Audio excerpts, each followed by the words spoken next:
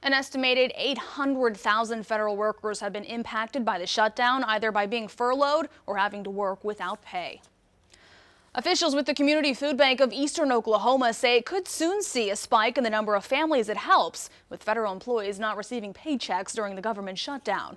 2Works View reporter Christy Maria shows us how the food bank is preparing and how its fundraiser today became even more important.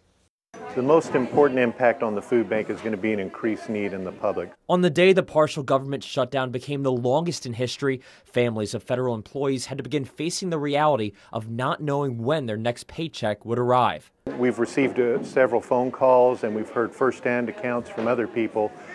They're very concerned, they're very nervous and scared, obviously. Today, the food bank held its annual Ice Bowl fundraiser, which last year brought in 28,000 meals. Food Bank Communications Manager Greg Raskin says this year it couldn't have come at a better time, with a tall task potentially looming.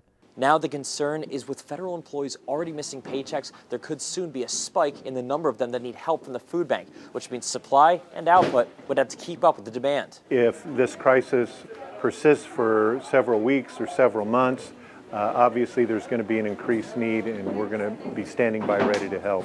The food bank does have reserves and a plan in place if the need arises.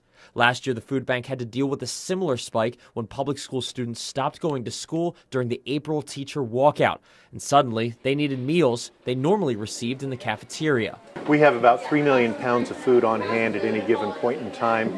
If we stopped receiving donations, that food would be gone in less than 2 months, about a month and a half. So if we have an increased demand, that food is just going to rotate out of here much quicker. In Tulsa, Christy Maria, 2Works for You.